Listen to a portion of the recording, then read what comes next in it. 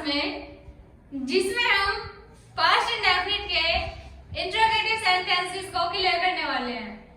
ठीक है, इंट्रोगेटिव की सबसे हम पहले पहचान देखते हैं कि पहचान है क्या। सिंपल सा है, मैं हर बार आपको पहचान बताती हूँ। हर बार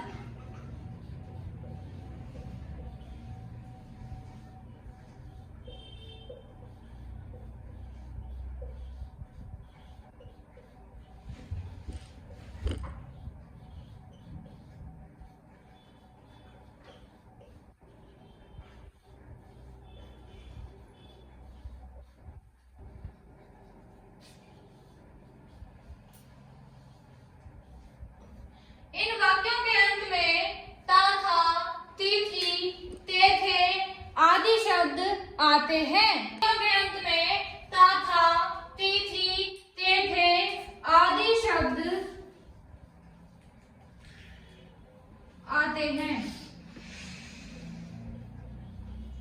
ठीक है, ये है अब तक हमारी बुक की पहचान, यानी हम इसे affirmative, negative, interrogative, second interrogative सभी में यूज कर सकते हैं। लेकिन फिर पता कैसे चलेगा कि इंट्रोगेटिव कौन सा है, अफर्मेटिव कौन सा है, नेगेटिव कौन सा है, वो आपको बताइए। मैं अपनी पहचान अलग बताती हूँ।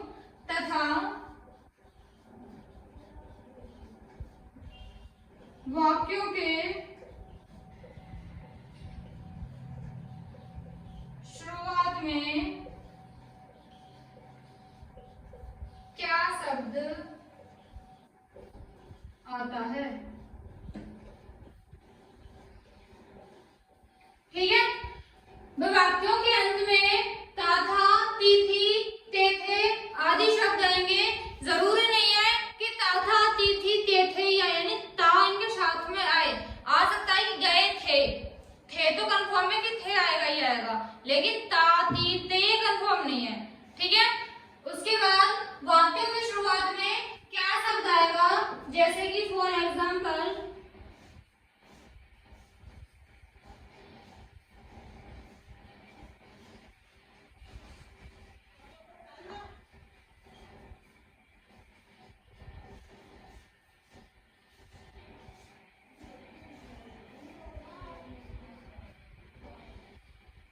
क्या आपने पाठ याद किया था। इसमें देख लीजिए, इसमें लाइफ में था नहीं आया, लेकिन था जरूर आ गया।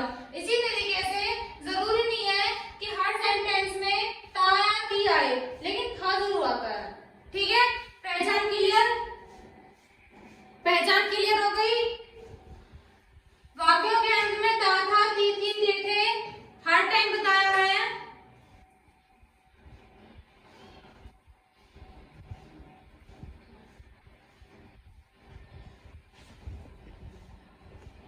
पहचान क्लियर।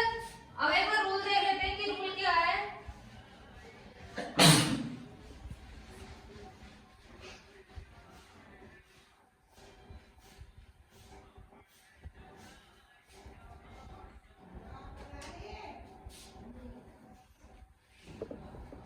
ठीक है, अगर रूल देखें,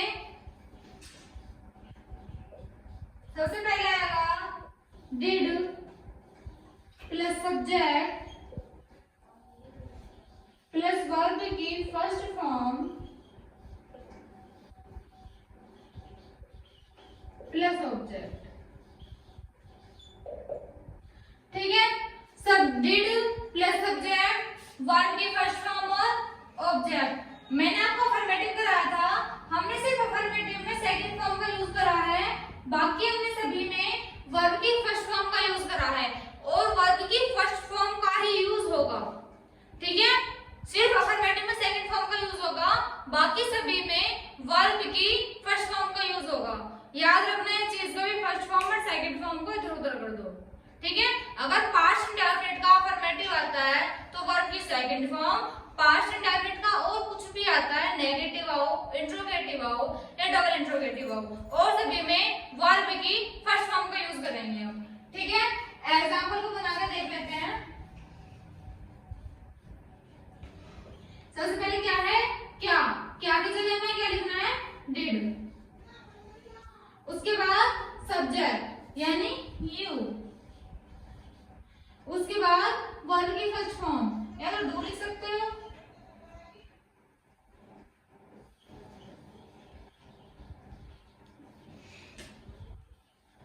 ठीक है, एक टाइप तो इसका ये बनेगा, और सेकंड टाइप में इसका इसके नीचे करके दिखा रही हूँ, ये है फर्स्ट टाइप और ये कर रही हूँ सेकंड टाइप।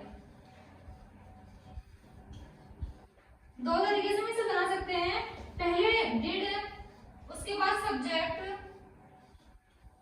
उसके बाद हम डायरेक्ट डाल सकते हैं लर्न, लेसन। दो तरीके हो गए, did you do learn lesson या डिड यू लर्न लेसन। ठीक है, अब बात आती है कि दोनों डिफरेंस कैसे हैं। इसमें देखिए भाई, इसमें ऐसा एडवांस में कोई वर्ड नहीं डाला मैंने, एडवांस में कोई वर्ड नहीं डाला। आपको देख लीजिए क्या क्या क्या करना है, डिड। ठीक है, उसके बाद सब्जेक्ट क्या आया, आपने, यानी कि यू। मैंने बता रखा है कि क्वेश्चन वर्ड और हेल्पिंग वर्ब और सब्जेक्ट को लिखने के बाद सेंटेंस को पीछे से स्टार्ट करते हैं।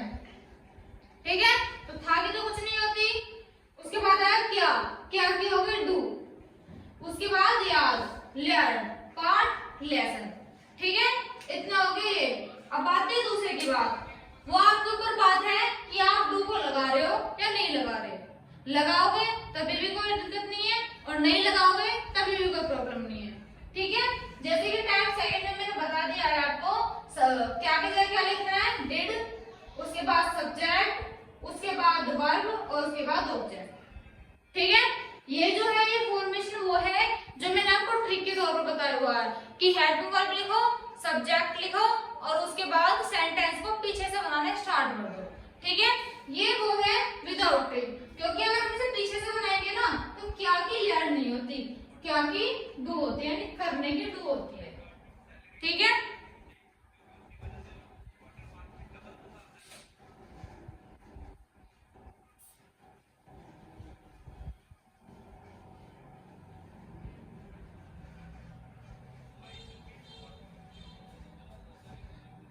फर्स्ट एग्जांपल क्लियर हो गया होगा।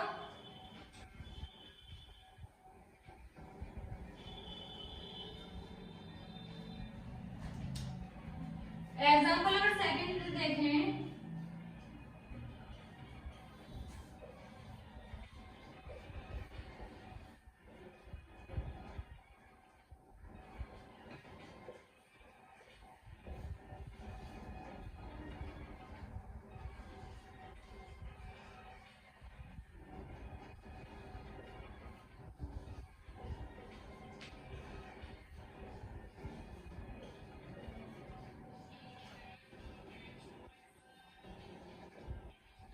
क्या आपने उसका कार्य किया था। अब ये भी दो टाइप से बन सकता है, दोनों टाइप ही मैं आपको पढ़ाऊंगी, आपको जो सा इजी लगे आप कर लेना।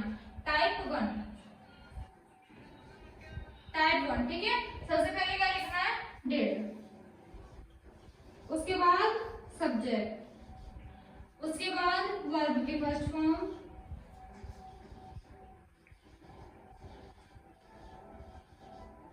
उसके बाद ऑब्जेक्ट। ठीक है, अगर सेकंड टाइप में आप लोगों को बताऊं तो सेकंड टाइप आप पहले कमेंट करिए कि क्या हो सकती है। मैंने इससे पहले जो एग्जांपल कराया है वो भी दो टाइपों में कराया है, वो भी इसी टाइप का है, यानी इसी तरह का क्वेश्चन है, उसको भी दो टाइप में समझाया मैंने आपको। तो सेकंड टाइप पहले आप कमेंट करिए कि क्या हो सकता है, उसके बाद चेक करिएगा कि आपने सही बनाया है या नहीं।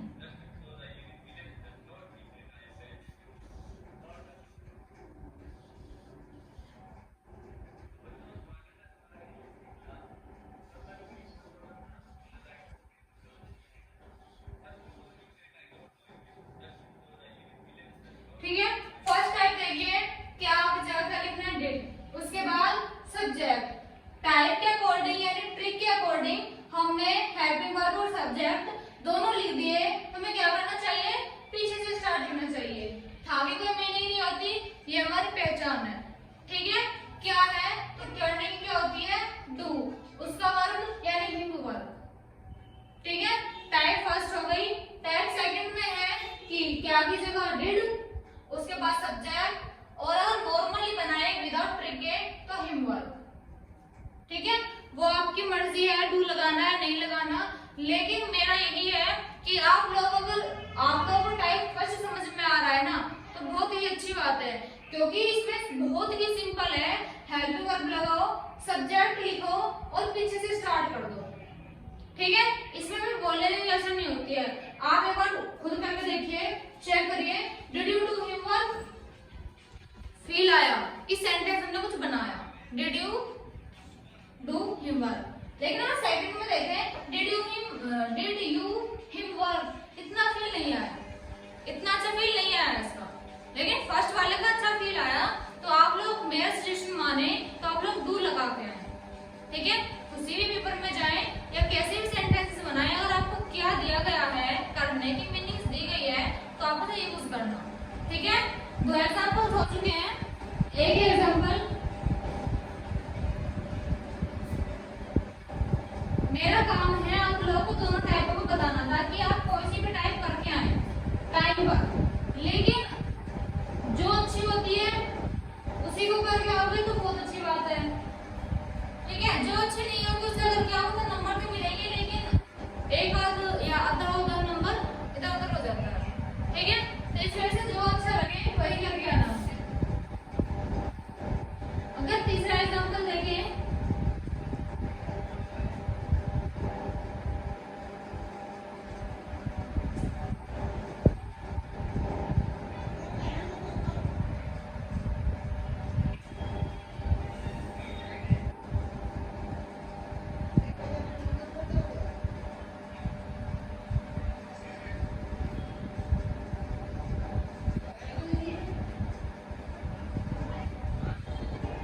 थोड़ा लंबा सेंटेंस है, लेकिन मैंने आपको जो ट्रिक बताई हुई है उससे कितना भी लंबा सेंटेंस क्यों ना हो, हम इजीली बना सकते हैं उसे, ठीक है।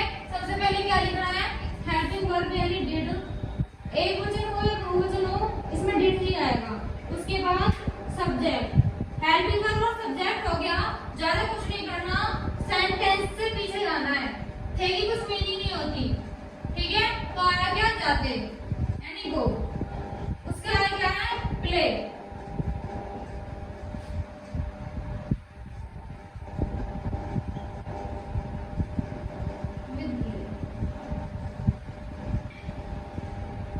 ठीक है। Did we go with play, did we go with play, simple सा है कि हमने पहले हेल्पिंग वर्ब लिखी, फिर हमने सब्जेक्ट लिखा। अब आप बोलोगे कि पीछे से जब करते आएंगे तो खेलने लगाना चाहिए और साथ लगाना चाहिए, यानी पहले प्ले आना चाहिए फिर भी जाना चाहिए। लेकिन आप लोग एक बार सेंटेंस को पढ़ के देखना, ठीक है। आपके बोलने पर मैं बना रही हूँ, आप इस बार से पढ़ना, रीड करना एक बार से।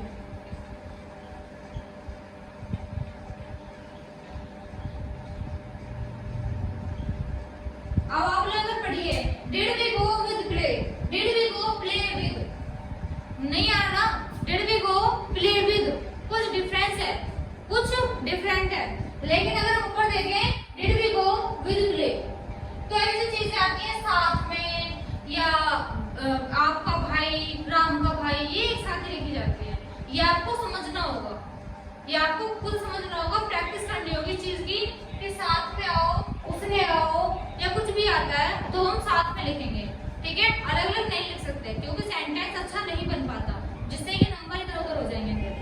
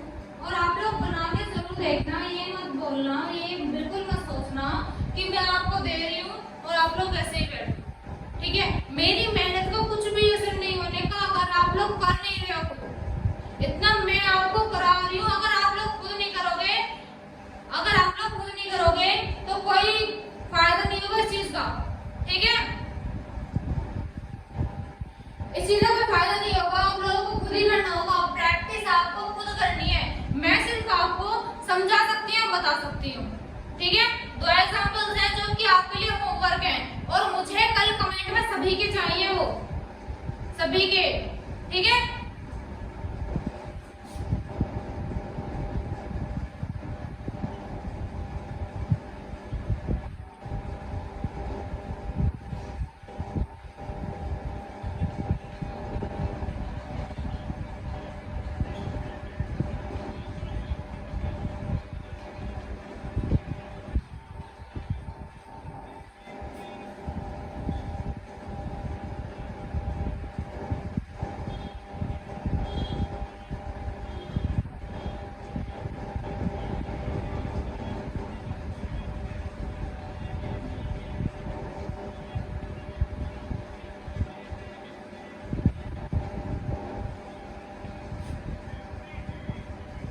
आपके दो एग्जांपल्स हैं कि आराम का भाई दिल्ली जाता था, फर्स्ट एग्जांपल, और सेकंड है कि आसाम अपना पार्ट हेल्प करता था। मुझे सेकंड एग्जांपल के दोनों टाइप्स आप लोगों से कल कमेंट बॉक्स में चाहिए, ठीक है। सेकंड एग्जांपल के दोनों टाइप आपके कमेंट बॉक्स में मुझे चाहिए, और फर्स्ट एग्जांपल को थोड़ा ध्यान से करना, मिस्टेक नहीं होनी चाहिए। मैंने आपको बता दिया है कि कौन सा वर्ड, कौन सी मीनिंग कैसे लिखनी है, ठीक है। तो आज की क्लास में यहीं पर खत्म करती हूँ। उम्मीद है आप सभी लोगों को मेरी ये क्लास पसंद आई होगी। अगर वीडियो अच्छी लगे तो वीडियो को लाइक करें, शेयर करें और चैनल को सब्सक्राइब करें। Thank you so much.